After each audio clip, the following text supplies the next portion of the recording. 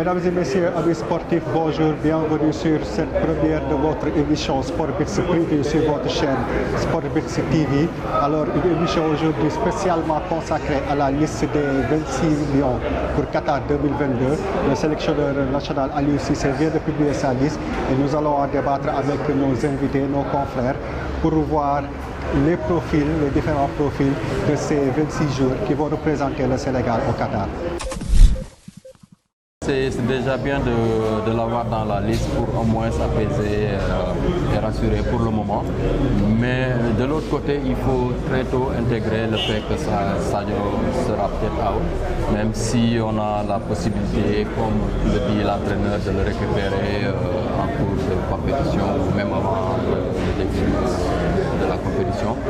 Mais le plus important pour moi, c'est d'intégrer le fait qu'il sera absent dès maintenant, et ça nous aidera quand même à faire un pas en avant, à prendre les devants autant pour moi.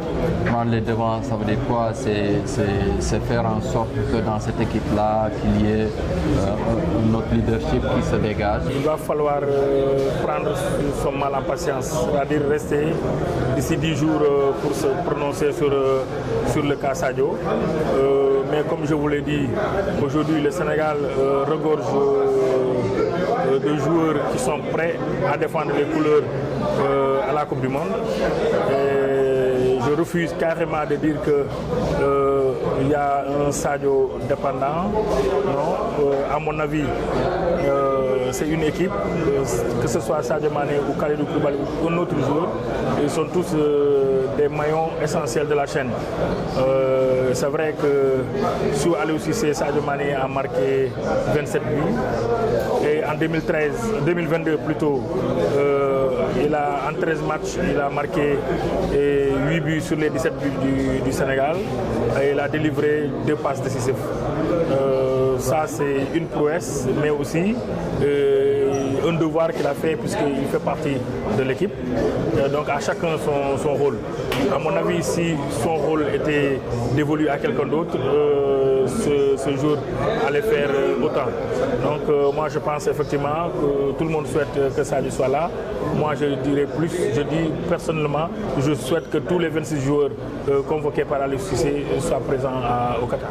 Il faut être lucide, aujourd'hui la situation telle qu'elle se présente, on va au moins se passer de lui pour le premier tour, je pense. Ça voudra dire qu'il faudra apprendre à jouer sans lui. C'est vraiment le meilleur joueur de cette équipe, mais quand il n'y a pas de solution, il faut toujours trouver une autre pirouette.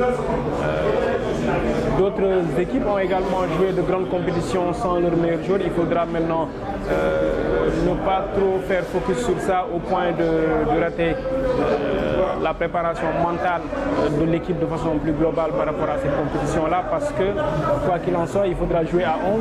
Si Sadio n'est pas là, il faudra faire avec et prendre quelqu'un d'autre et puis essayer d'être aussi solide que possible. On a une équipe avec beaucoup de talent. Après, il y a une hiérarchisation, certes. Maintenant, si le chef n'est pas là, il faut carrément trouver un autre chef. Si on l'intègre très tôt et que là, on permet à d'autres joueurs qui ont le talent et qui peuvent porter l'équipe comme Sadio l'a toujours fait, mais il faut aller vers ça. Je pense que sur le choix des gardiens, je pense qu'il n'y a pas de surprise à mon avis. À la CAN, on avait pris 28 joueurs, c'est pourquoi on avait eu Alioune Badara Fati dans la liste. Mais une fois qu'on passe de 28 à 26, il y a 2 joueurs à enlever. Naturellement, je pense que c'était logique qu'ils partent sur une base de 23 joueurs, d'autant plus qu'il y a quelques doutes quand même sur certains postes. Je pense qu'on a plus des soucis sur certains postes avec l'incertitude de Sadio Mané, avec les incertitudes sur les côtés, par rapport à la santé chancelante de Sabali, par rapport au fait qu'à gauche il n'y a plus Saliou Ciss. Donc naturellement, c'est compréhensible qu'il choisisse un joueur de champ au détriment d'un gardien. Après, peut-être qu'il y aurait pu avoir discussion entre qui prendre entre Alfred Gomis, qui est quand même 3e gardien à Rennes, qui ne joue pas, ou Mori Diaw, qui est dans une excellente forme. Mais je pense que si on part dans une logique de groupe, et si on considère le fait que Alfred Gomis est quand même le seul gardien de cet effectif à avoir était là lors de la précédente Coupe du Monde. Je pense qu'on peut comprendre qu'il puisse miser sur son expérience, sur son vécu dans le groupe, sur le fait qu'il est un leader de vestiaire, d'autant plus que c'est pour un choix de troisième gardien. Il y a très peu de chances qu'il joue. Et même Mouri, s'il avait été là, il passerait derrière Seni et derrière Edouard Mendy encore. Donc c'est un choix qui peut se comprendre. Dans le vestiaire, il me semble qu'Alfred peut être beaucoup plus utile que Mouri Diaw. Et voilà, je pense que c'est des choix qu'on peut comprendre à ce niveau. On est dans un contexte un peu compliqué quand même.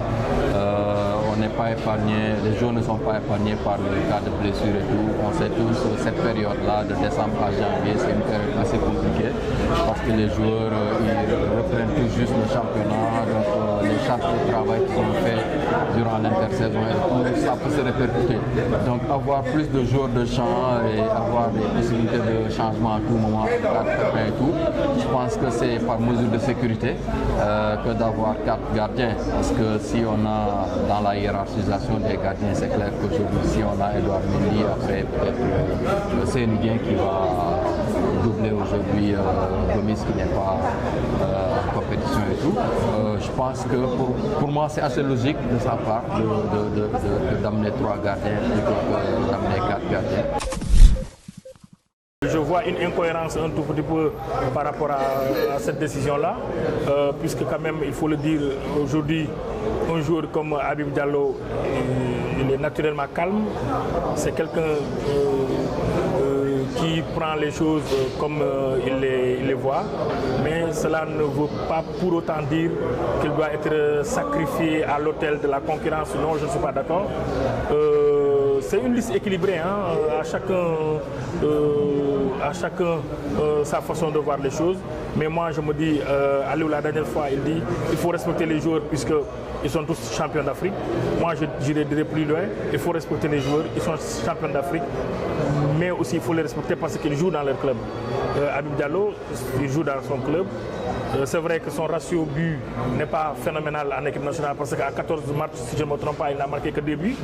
Mais quand même, dernièrement, c'est un joueur qui compte beaucoup au Racing de Strasbourg. Et je ne sais pas, Aliou, pourquoi il ne l'a pas sélectionné. On ne l'a pas posé la question non plus, mais moi je vois une incohérence par rapport à cette décision-là.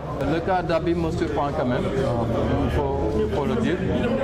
Déjà, quand il n'a pas été sélectionné lors de la fenêtre de septembre, j'ai moi-même posé la question à Aliou Cissé. On ne peut pas me dire qu'un joueur comme Bamba Dieng, il était en difficulté à l'Olympique de Marseille. D'autres joueurs étaient appelés alors qu'un joueur comme par exemple Moustapha Nat qui a pris le risque d'aller dans le championnat chypriote. Et si on se réfère à ce qu'Aliou Cissé disait par rapport à ses critères de choix, le championnat chypriote, on ne va pas me dire que c'est un championnat top. Du coup, j'avais des appréhensions par rapport à ces sélections-là.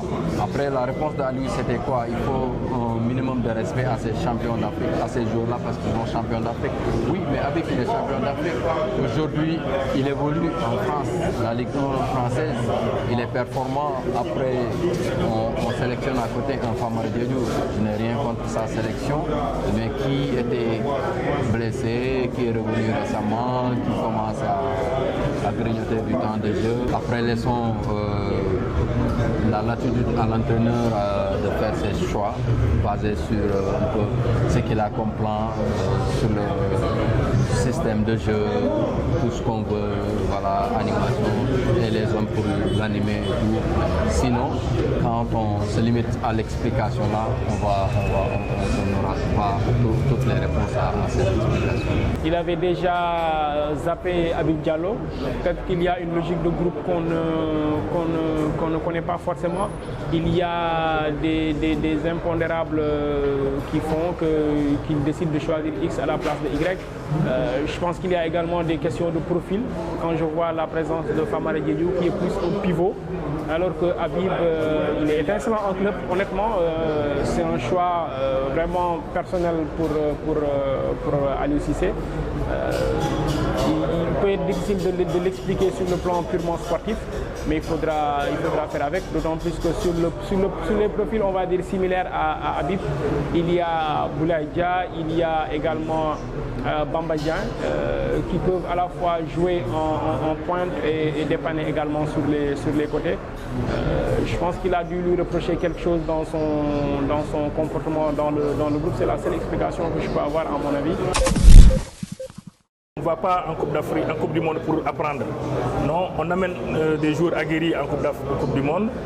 Maintenant, Nicolas Jackson, c'est vrai qu'il était dans la sélection au mois de septembre dernier. Malheureusement, c'était le seul avec Mamadou Loumdia, si mes souvenirs sont bons, qui n'ont pas joué. Et pourquoi on le garde, je ne sais pas. Comme je le dis, Aliou maîtrise son équipe mieux que nous. Mais si je le prends au mot par rapport aux champions d'Afrique dont il s'est targué ici et qu'il a demandé qu'on les respecte, je vois toujours des incohérences par rapport à cette décision-là. Amener Nicolas Jackson et laisser Ake et Habib Diallo, je ne sais pas. Peut-être qu'il a joué aussi sur la polyvalence de l'un. Mais moi, je ne peux pas, personnellement, je ne peux pas me justifier, n'est-ce pas, cette décision du coach. Salou, j'avoue que c'est un cas gênant pour Aliou Cissé. Après, à la CAN, c'était notre meilleur latéral gauche, même pour la compétition et tout. Salou avait déjà imprimé sa marque, un peu sa complicité sur le flanc gauche avec Sadio Mané, son apport offensif et tout. C'est clair que tout ça va nous manquer. Après, aujourd'hui, il faut comprendre la situation. Aliou Cissé, est-ce qu'il va se permettre d'ouvrir la boîte à Pandore en sélectionnant un joueur qui n'a pas de club, alors qu'il a toujours dit haut et fort qu'il a des critères de choix basés un peu sur la compétitivité, sur le niveau du championnat où évolue le joueur et tout. Si on commence aujourd'hui par sélectionner un joueur qui n'a pas de club, demain il faudra s'attendre à ce qu'un joueur qui est compétitif, voilà, vous dites, voilà, moi je suis compétitif, je vais pas être sélectionné. Demain un joueur qui est en équipe nationale, qui est dans son confort, qui se retrouve dans la même situation que Salou, qui ne soit pas sélectionné, qui se frustre et tout. Donc pour moi, c'est assez difficile. La justification, elle était là déjà depuis le mois de septembre, quand il avait dit qu'il ne pouvait pas sélectionner un joueur qui n'a pas de club. C'est lui qui est payé pour choisir. S'il établit ça comme critère, il faut le lui accepter. Il faut le lui concéder et également il faut se dire que Salou Ciss, peut-être qu'on va dire qu'il n'a pas de chance par rapport à la Coupe du Monde. En 2018, il avait manqué le tournoi à 3 jours près avec une blessure qui l'écartait du groupe. Et il y avait Adama Mbengue à sa place. Là, il manque également le tournoi après avoir été étincelant à la dernière CAN.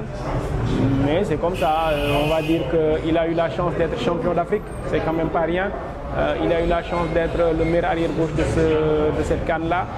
Il va avoir ça comme point culminant de sa carrière. C'est dommage pour lui pour la Coupe du Monde. Après, le regret que j'ai, c'est surtout par rapport à lui.